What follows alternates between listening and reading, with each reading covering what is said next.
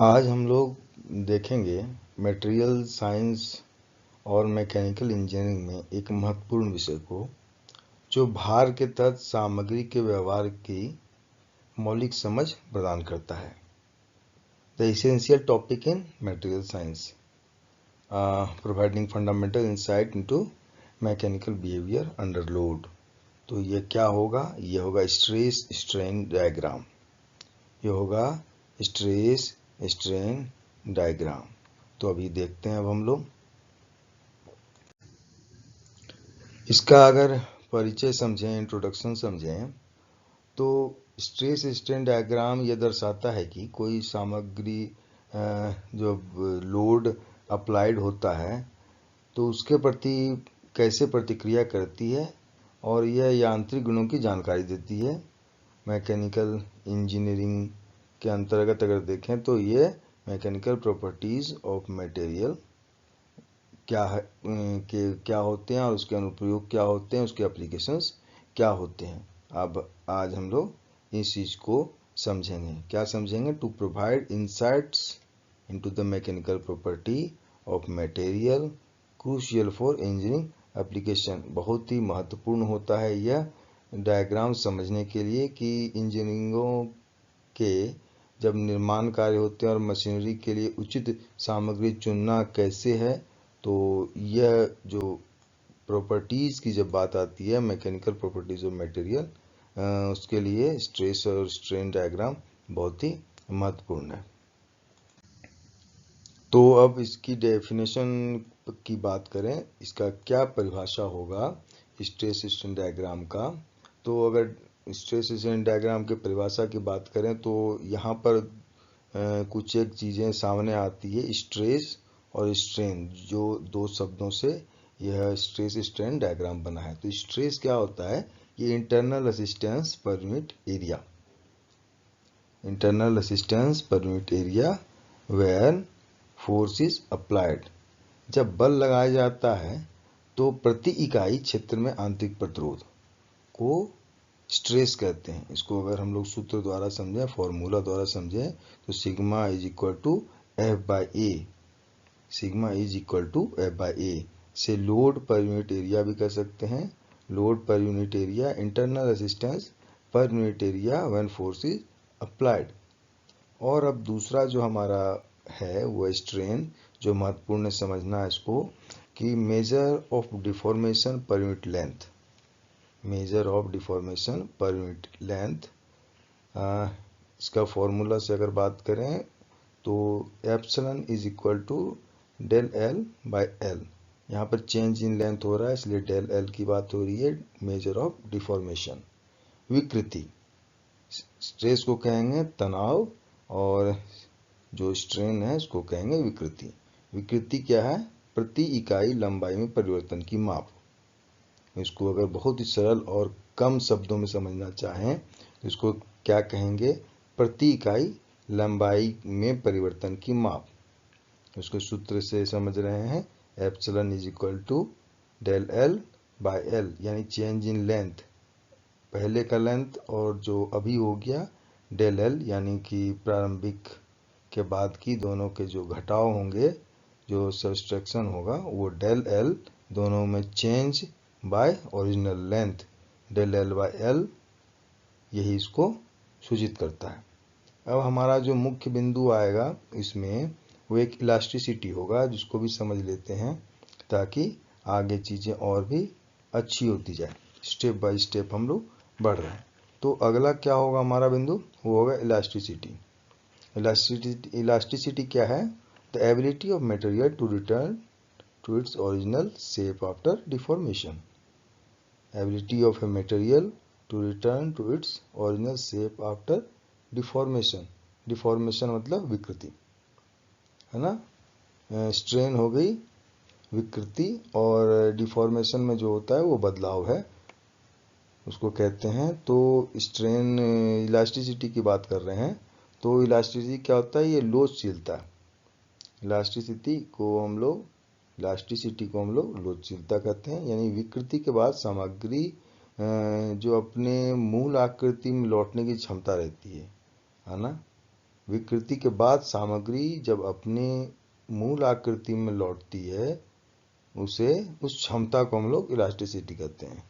अत्यधिक जब लोचशील सामग्री क्या होगा, जब हम लोग भार हटाएंगे तब जाके ये अपने वापस शेप में आएगा। यानी कि लोड अप्लाइड वाली बात यहाँ भी हो रही है। लोड लगा रहे हैं और लोड हटा रहे हैं, तो जब लोड लगा रहे हैं तो इसमें शेप में चेंज हो रहा है, ये उसमें कुछ चेंजेस आ रहे हैं, और जब लोड रिमूव करते हैं तो ये अपने ओरिजिनल शेप में आता है आफ्टर डिफॉर्मेशन। यही है इलास्टिसिटी। रबर का एग्जांपल हम लोग लेते ही हैं। अब जो हमारा कर्व है वो कर्व दिखता कैसा है? यह है हमारा stress strain curve for ductile material. अभी हम लोग डक्टाइल मटेरियल जब मैकेनिकल प्रॉपर्टी पढ़ रहे होते हैं तब वहाँ पे ये चीज़ें आती है कि डक्टिलिटी क्या है। तो ये डक्टिलिटी से आया है, तो ये डक्टाइल मटेरियल। आगे हम लोग का जो एक सेपरेट वीडियो है उसमें देखते हैं मैकेनिकल प्रॉपर्टीज़ में क्या क्या होती हैं। तो अभी देखते हैं फिलहाल डक्टाइल मटेरियल, वहाँ पर आप इसे विस्तार से समझ सकते हैं। तो stress strain diagram for ductile material, यहाँ पर आगे हम लोग देखते हैं, इसमें क्लियर बताया गया है। ये तो सिर्फ यहाँ पर डायग्राम दिखाया गया है डक्टाइल मटेरियल का स्ट्रेस स्ट्रेन कर्व। आगे हम लोग देखते हैं कि स्ट्रेस स्ट्रेन कर्व में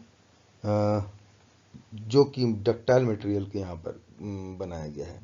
ध्यान रखेंगे यहाँ पर डक्टाइल ब्रिटल एक और होता है जो कि अलग है, उसको भी आगे हम लोग देखेंगे। Stress strain curve for ductile material, इसमें है कुछ जो बिंदु होते हैं, जैसे कि यहाँ पर दिखाया गया है A, B, C, D, E। यहाँ पर E के रूप में दिखाया गया है। तो पहला क्या है यहाँ पर OA, O से A का जो दूरी है उसको हम लोग कहेंगे प्रोपोर्शनल लिमिट। अब यहाँ A पॉइंट है क्या? A पॉइंट को हम लोग कहते हैं इलास्टिक लिमिट। उसी तरह ये B पॉइंट, यहाँ तक के लिए हम लोग B पॉइंट को क्या कहेंगे? यील्ड स्ट्रेस पॉइंट या अपर यील्ड स्ट्रेस पॉइंट। ज़्यादातर अपर यील्ड स्ट्रेस पॉइंट दिखता है किताबों में। और C क्या होगा? Lower yield stress point. C क्या होगा? Lower yield stress point. अब अगला पॉइंट होगा D जब यहाँ पर आते हैं, यहाँ पर ऊपर, तो ये क्या होगा? ये होगा अल्टीमेट स्ट्रेस पॉइंट। D होगा अल्टीमेट स्ट्रेस पॉइंट। और ये होगा E क्या होगा? ब्रेकिंग और रैप्चर पॉइंट। ब्रेकिंग और रैप्चर पॉइंट। और भी जो डायग्राम देखते हैं, इसे पिछला अगर आदि, तो यहाँ पर ये F आता है, यहाँ पर फ्रैक्चर या रप्चर हो जाता है। तो अब हम लोग इसके डेफिनेशन को समझेंगे बहुत ही शॉर्ट एंड वेरी शॉर्ट में, कि प्रोपोर्शनल लिमिट क्या है। Proportional limit, stress and strain are proportional. यहाँ पर स्ट्रेस और स्ट्रेन जो होता है, यहाँ पर स्ट्रेस और स्ट्रेन जो होता है वो होता है प्रोपोर्शनल। इसे हम लोग हुक्स लॉ कहते हैं। अभी हम लोगों ने अपने पिछले वीडियोज में देखा था कि हुक्स लॉ क्या होता है। तो तनाव और विकृति का जो अनुपातिक होता है, उसे हम लोग हुक्स लॉ कहते हैं। इस क्षेत्र में सामग्री रैखिक व्यवहार का पालन करती है। इस क्षेत्र में जो सामग्री है वो रैखिक व्यवहार का पालन करती है, यानी कि तनाव को दोगुना करने पर विकृति भी दोगुनी हो जाएगी। अगर दोगुना करेंगे लोड जब हम लोग अप्लाइड करते हैं उस समय तनाव अगर दोगुना होगा तो विकृति क्या होगी? यानी कि स्ट्रेन भी दोगुनी हो जाएगी। अब बात करते हैं लोचशीलता सीमा। लोचशीलता सीमा क्या होगा? इलास्टिक लिमिट, है ना? इलास्टिक लिमिट की जब बात करेंगे तो अधिकतम तनाव जहां स्थायी विकृति नहीं होती। Maximum stress without permanent deformation, यानी कि अधिकतम तनाव जहां स्थायी विकृति नहीं होती। इस सीमा के पार जाने पर सामग्री अपनी मूल आकृति में नहीं लौटती। जब इसके पार अगर चली जाएगी तो अपने मूल जो स्वरूप है उसका उसमें वापस नहीं आएगी। तो जब तक इस पॉइंट के अंदर रहती है, जब इस क्षेत्र के अंदर रहती है, तब तक ये इलास्टिक लिमिट रहती है, तब तक ये इलास्टिक लिमिट में रहती है। तो यही इलास्टिक लिमिट का मतलब है, यानी कि maximum stress without permanent deformation. अभी परमानेंट डिफॉर्मेशन नहीं हो रहा है। और अब हम लोग आगे के पॉइंट को देखेंगे, क्या है यील्ड पॉइंट। यील्ड पॉइंट क्या होता है? The material begins to deform plastically. बस इसी के बाद की बात हो रही है कि जब इलास्टिक लिमिट में विदाउट परमानेंट डिफॉर्मेशन, और अब क्या होगा, ये डिफॉर्म होगा। तो इलास्टिक क्या है, अपने शेप और साइज में वापस आ जाती है जब हम लोग मैकेनिकल प्रॉपर्टी देखते हैं। और प्लास्टिक में क्या होता है, वो अपने शेप और साइज में वापस रीअगेन नहीं हो सकती, वो अपने वापस स्वरूप में नहीं आ सकती। तो क्या हो जाता है, वो प्लास्टिकली डिफॉर्म हो जाता है। तो यील्ड पॉइंट में हो जाता है कि the materials begins to deform plastically. जब सामग्री जो सामग्री है वो प्लास्टिकली डिफॉर्म होने का मतलब हो गया कि जब हम लोग लोड लगा रहे हैं, लोड लगाने के बाद एक सीमा है, सीमा से अगर बाहर गया, यानी कि पहली सीमा क्या हो गई, प्रोपोर्शनल लिमिट। एक बिंदु तय कर दिए एक्सपेरिमेंटली, जब होता है तो ये ग्राफ बनता है। तो आगे जब हम लोग बढ़े तो फिर हम मिला इलास्टिक लिमिट, उसके बाद वाली जो बिंदु होगी वो हो गया yield point. The material begins to deform plastically. अब प्लास्टिक रीजन, प्लास्टिक रीजन क्या है, तो material deform permanently without additional stress increase. अगर एडिशनल स्ट्रेस इंक्रीज हो रहा है, without material deform permanently without additionally stress increase, यानी कि जब ऐसी अवस्था आ गई जहां पर सामग्री बिना अतिरिक्त भार बढ़ाए विकृति होती है, सामग्री बिना अतिरिक्त भार बढ़ाए विकृति होती है, उस अवस्था को हम लोग प्लास्टिक क्षेत्र कहते हैं। अब हो गया तन्य शक्ति की बात हो रही है ना, tensile strength, UTS, ultimate tensile strength. Ultimate tensile strength यह उच्चतम तनाव का क्षेत्र है। यह उच्चतम तनाव जहाँ सामग्री नेकिंग होती है। अब ये हम लोग आगे एक स्लाइड्स में देखेंगे, आगे के स्क्रीन में देखेंगे कि ये क्या बात हो रही है, तो और भी क्लियर होगा। तो क्या है कि यह उच्चतम तनाव जो सामग्री नेकिंग से पहले सह सकती है, उसे कहेंगे अधिकतम तन्य शक्ति। यह सह सकती है यहाँ पर, maximum stress the material can withstand.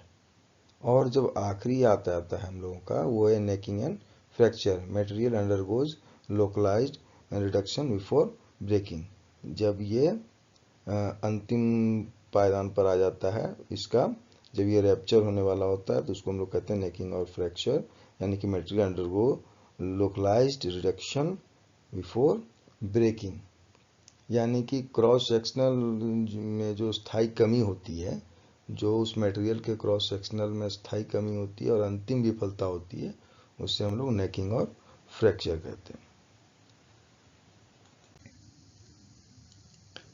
अब ब्रिटल मटेरियल की भी बात कर लें।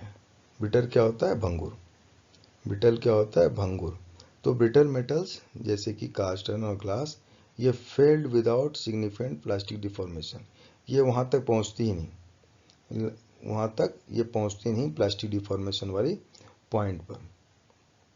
अब क्या curve is slip and almost linear up to fracture, मतलब कि ये लगभग लीनियर ही रहता है। ये यहाँ से ये वाली पॉइंट, ये वाली है ना, इस पर ज़रा सा ध्यान देंगे जहाँ पर भी मार्क किया गया। ये वाली है ब्रिटल के लिए, ये वाली है डक्टाइल के लिए, ये वाली है प्लास्टिक मटेरियल की। यहाँ पर जो हमने प्रयोग किया ग्राफ प्लॉट करने का, वो एक साथ ही तीनों को समझा जा सकता है कंपैरेटिवली। तो ये ब्रिटल मटेरियल के लिए है, और ये डक्टाइल मटेरियल देखने को मिलेगा, और ये प्लास्टिक मटेरियल के लिए। तो the curve is step and almost linear up to fracture. Brittle materials have high strength but low toughness. Brittle material have high strength but low toughness. अगर इन सभी चीज़ों में अगर आपको दिक्कत आ रही है तो इसका मतलब आपको मैकेनिकल प्रॉपर्टीज को अच्छे से समझना होगा, यानी कि strength, toughness, fatigue, creep, malleability, ductility, ये सभी चीज़ों को समझना होगा।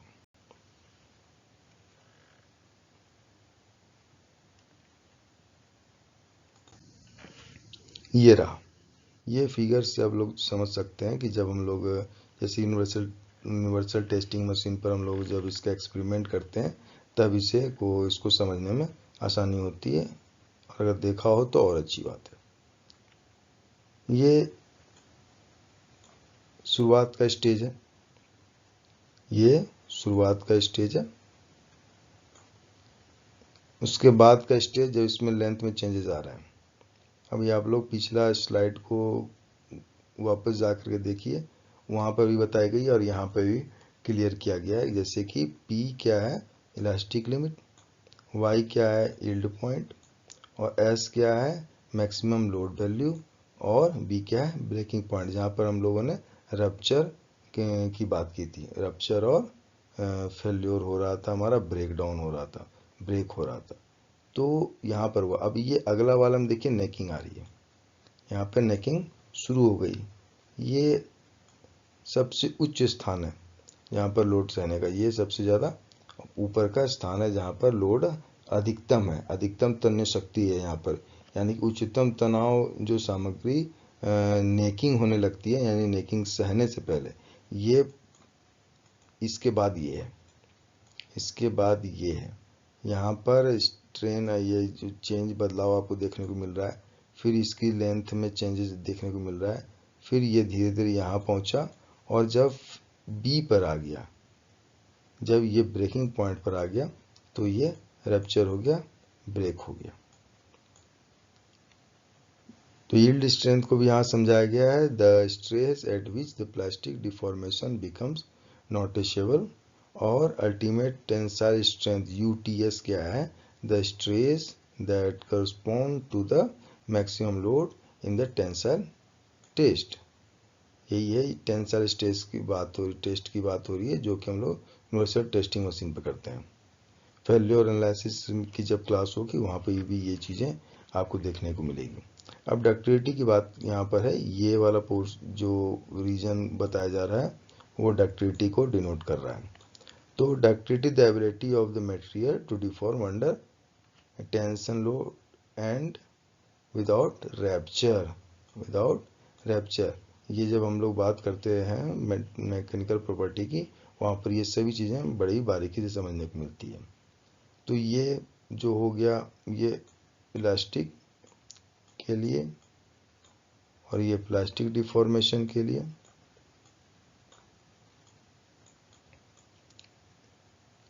इधर प्लॉट किया गया स्ट्रेन इस डायरेक्शन में x, और y डायरेक्शन में स्ट्रेस, सॉरी, और x डायरेक्शन में strain, stress, strain. Mechanical properties from the curve. अब जब हम लोग इस कर्व को पढ़ते हैं तो वापस से एक बार आते हैं मैकेनिकल प्रॉपर्टी पर, कि इस डायग्राम से मैकेनिकल प्रॉपर्टी को देखने पर क्या क्या हमें प्राप्त हो रहा है। तो हमें प्राप्त होगा modulus of elasticity, measure stiffness, ये क्या है, slope of the elastic region. उस क्षेत्र में आपको ये चीज़ें समझ में आएगी जहाँ पर slope of the elastic region है, वहाँ पर आप लोग modulus of elasticity, measure stiffness आपको मिलेगा यहाँ पर। यील्ड स्ट्रेंथ, जिसे हम लोग सिग्मा वाई कहते हैं, stress at which permanent deformation begins.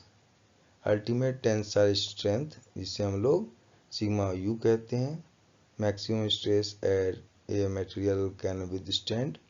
Fracture strength, stress at which material finally break. Ductility ability to deform plastically before fracture, measure as percentage elongation. इसे हम लोग कैसे मेजर करते हैं, कैसे मापते हैं, ये मापते हैं हम लोग परसेंटेज इलोंगेशन के रूप में। इसे हम लोग परसेंटेज इलोंगेशन के रूप में मापते हैं। अगला है रेजिलेंस, डक्टिलिटी हो गया। अब हो गया रेजिलेंस। रेजिलेंस है energy stored in elastic deformation under elastic region. Resilience energy stored in elastic deformation under area elastic region. Toughness, अगला कौन सा हमें प्रॉपर्टीज मिलता है toughness. Total energy absorb before fracture, total energy absorb before fracture. Total area under the curve, यानी कि total area under the curve, ये पूरा क्षेत्र होता है वो क्या आ जाता है टफनेस। यानी कि इसको देखने के बाद जो पूरा एरिया हम लोग देखते हैं स्ट्रेस स्ट्रेन डायग्राम का, तो उसमें हम लोग टफनेस समझ सकते हैं कि टफनेस क्या है। अब टाइप्स ऑफ स्ट्रेस स्ट्रेन के क्या प्रकार हो सकते हैं, क्या क्या प्रकार हैं, जिससे हम लोग पहला नाम दे रहे हैं वो है स्ट्रेस। नॉर्मल स्ट्रेस हम लोग पढ़ेंगे। नॉर्मल स्ट्रेस यानी कि acts perpendicular to the surface, acts perpendicular to the surface. Tension और कंप्रेशन, टेंशन और कंप्रेशन, ये दो नोटेशन को समझेंगे। टेंशन में खिंचाव हो रहा है, कंप्रेशन में सिकुड़ रहा है। यानी कि तनाव और विकृति में लागू बल के आधार पर जब विभिन्न प्रकार में वर्गीकृत किया जाता है, तो पहला है अपना सामान्य तनाव, जिसे हम लोग सिग्मा कह रहे हैं। ये सतह के लंबवत कार्य करता है, ये सतह के लंबवत कार्य करता है, यानी परपेंडिकुलर कार्य करता है। और इसे तन्य और संपीड़न, संपीड़न मतलब कंप्रेसिव, जिससे हम लोग सिकुड़ने वाला बता रहे थे, ये जब सिकुड़ रहा है तो इसको हम लोग कहते हैं संपीड़न। तो संपीड़न मतलब सिकुड़ना, यानी कि कंप्रेशन। तो act perpendicular to the surface, tensile और कंप्रेसिव। अब शियर स्ट्रेस की बात हो रही है। अब अगला होगा हमारा शियर स्ट्रेस, जिसे हम लोग टॉ कहते हैं। Acts parallel to the surface, perpendicular कौन सा है नॉर्मल स्ट्रेस, और शियर क्या है पैरेलल। ये एक्ट कैसा कर रहा है पैरेलल कर रहा है, ये सतह के समांतर कार्य करेगा, ये सतह के समांतर कार्य करेगा। जैसे कि परत एक दूसरे परत पर फिसलने का, एक दूसरे परत पर फिसलने का जो होता है वो क्या होगा शियर स्ट्रेस, शियर स्ट्रेस होगा। अब सामान्य विकृति यानी कि नॉर्मल स्ट्रेन, जिसे अपसलन कह रहे हैं। Change in length per unit length, change in length per unit length, change in length per unit length, यानी कि डेल एल। अगला होगा shear strain, shear strain gamma, shear strain gamma angular distortion due to shear stress, angular distortion due to shear stress, यानी कि सरकने वाला जो तनाव होगा वो कोणीय विरूपण होगा। वो क्या होगा कोणीय विरूपण, एंगुलर डिस्टॉर्शन, एंगुलर डिस्टॉर्शन। अब ट्रू स्ट्रेस से और अगर इंजीनियरिंग स्ट्रेस दोनों की तुलनात्मक करें तो क्या हमें देखने को मिलता है और क्या रिलेशन होता है, क्या संबंध है आपस में, क्या से फॉर्मुलेट कर सकते हैं वह देखते हैं। तो इंजीनियरिंग स्ट्रेस जो है जिसे हम लोग सिग्मा ई कहते हैं, जिसे हम लोग सिग्मा ई कहते हैं, वो based on the original cross section area, based on the original cross section area, यानी कि जो मूल क्रॉस सेक्शनल एरिया का जो क्षेत्र होगा, यानी कि क्षेत्र, उसका उपयोग करके गणना की जाती है। और ट्रू स्ट्रेस क्या होता है जिसे हम लोग सिग्मा टी कहते हैं। ट्रू स्ट्रेस यानी कि सिग्मा टी, ये based on the actual cross sectional area during deformation, during deformation, यानी कि actual area during cross section area during the deformation, यानी कि सत्य तनाव और का जो कहने का है वो क्या होगा, किसी भी क्षण, किसी भी समय जब वास्तविक क्रॉस सेक्शन एरिया का क्षेत्र उपयोग किया जाता है तो हम लोग उसको ट्रू स्ट्रेस कहेंगे, इसी के सिग्मा टी से भी डिनोट करते हैं। अब दोनों के आपस का संबंध यानी कि सिग्मा ई और सिग्मा टी के बीच का जो रिलेशन होगा वो क्या होगा, sigma T is equal to sigma E 1 plus epsilon. यहाँ पे एप्सिलॉन क्या है? एप्सिलॉन हम लोग समझ रहे थे क्या है? विकृति। एप्सिलॉन क्या होगा यहाँ पर? विकृति। ये आपस का संबंध है, यानी कि sigma T is equal to, यानी कि सिग्मा टी किसे कहे? Engineering true stress. Sigma E किसको कहे? Engineering stress. और एप्सिलॉन किसको कहे? स्ट्रेन। अब अगर ट्रू स्ट्रेन और इंजीनियरिंग स्ट्रेन की बात करें, ट्रू स्ट्रेन और इंजीनियरिंग स्ट्रेन की बात करें तो इंजीनियरिंग स्ट्रेन क्या होगा? जिसे एप्सिलॉन ई कहेंगे हम लोग। वो होगा based on initial length, based on initial length, based on initial length, यानी कि प्रारंभिक लंबाई का संदर्भ। प्रारंभिक लंबाई का यहाँ पे संदर्भ चल रहा है, बातें चल रही है।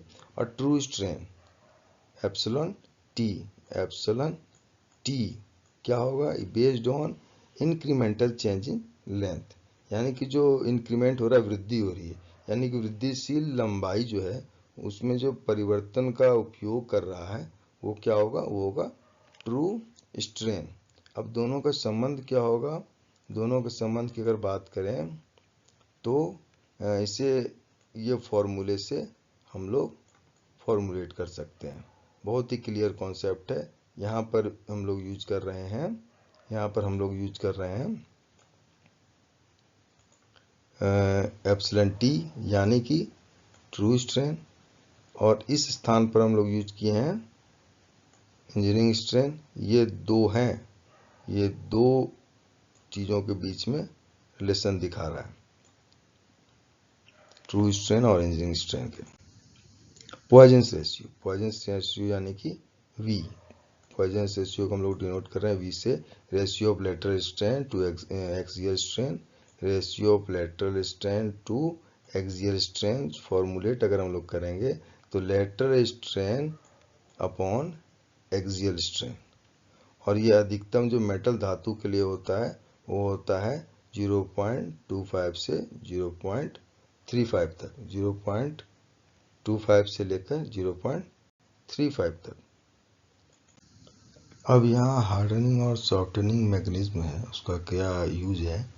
तो ये क्या करता है? डिटरमाइन करता है how a mechanical material behavior under stress and how it can be modified to enhance their properties. यहाँ पे प्रॉपर्टीज को कैसे एनहांस की गई जाएगी, यानी कि सख्त और नरम करने की जो प्रक्रिया निर्धारित होती है, तो कोई सामग्री लोड के तहत, तनाव के तहत कैसे व्यवहार करेगी और इसे कैसे संशोधित कर सकते हैं, कैसे इम्प्रूव कर सकते हैं इसके प्रॉपर्टीज़ को, ताकि इसके गुण को बढ़ाया जा सके और भी बेटर किया जा सके।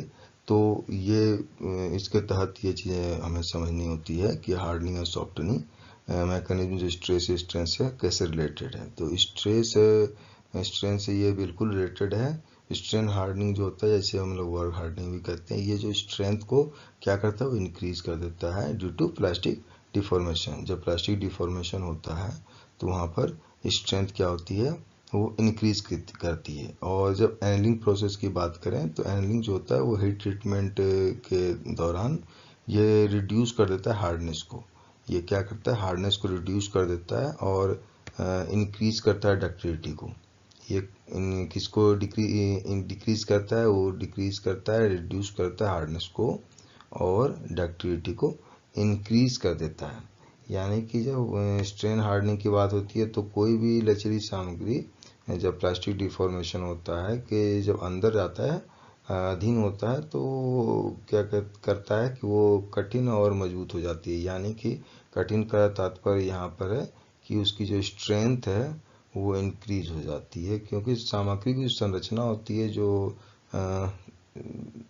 उसका इंटरनल मॉलिक्यूलर जो इंटरनल मॉलिक्यूलर जो संरचना है, स्ट्रक्चर है, वो उसके भीतर जो डिसलोकेशन हमको देखने को मिलती है उसकी संख्या बढ़ जाती है। तो आमतौर पर उन धातुओं में देखा जाता है कि जब वो ठंडे किए जाते हैं तो उनमें ये चेंजेस आते हैं प्रॉपर्टीज़ की प्रॉपर्टीज में चेंजेस आते हैं। तो जैसे हम लोग रोलिंग करते हैं, मोड़ते हैं, हथौड़ा चलाते हैं, ये सभी जो प्रॉपर्टीज में चेंजेस होते हैं वो क्या है, वर्क हार्डनिंग के अंदर आएगी।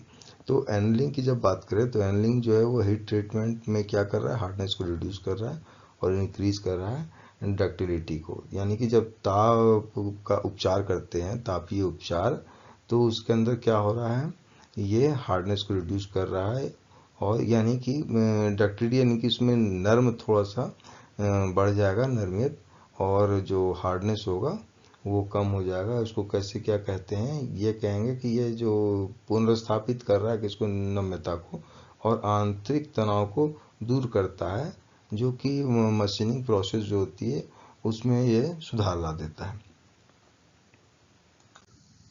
फटीग और क्रीप, यहाँ पर और भी दो मैकेनिकल प्रॉपर्टीज हैं, फटीग और क्रीप। स्ट्रेस स्ट्रेन से कैसे रिलेटेड है, स्ट्रेस और स्ट्रेन से कैसे रिलेटेड है। तो फटीग क्या करता है, ये failure due to repeated cyclic load, इसे एसएन डायग्राम में देखते हैं हम लोग। एसएन डायग्राम फटीग फेल्योर, जब रिपीटेड साइक्लिक लोड लगता है, जो फेल्योर होता है इस कारण से, रिपीटेड साइक्लिक लोड के कारण, उससे क्या कहते हैं, फटीग। ये भी रिलेटेड हो रहा है इस कारण से स्ट्रेस स्ट्रेन से।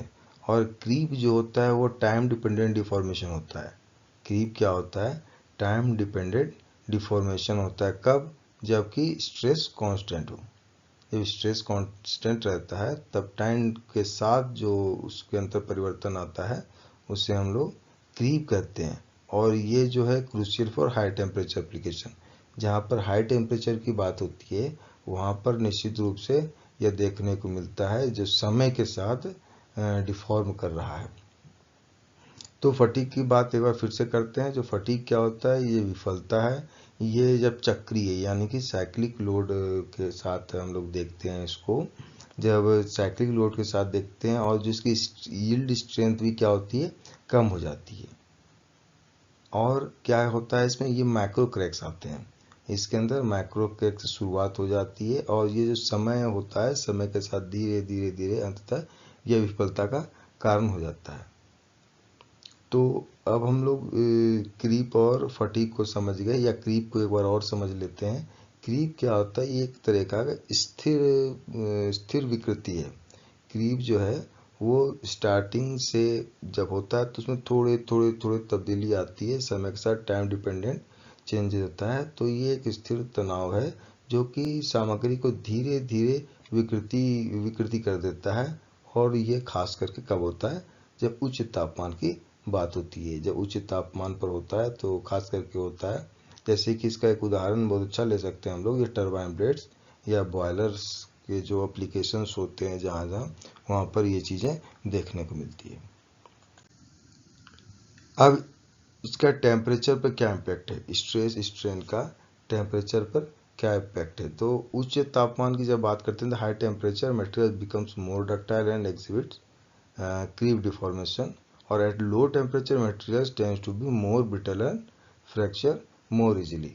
यानी कि जब उच्च तापमान पर सामग्री अधिक लचीली हो जाती है और यील्ड स्ट्रेंथ कम हो जाता है और ये क्रीप का रूप ले लेता है। और ये क्या करता है, ये क्रीप कर लेता है।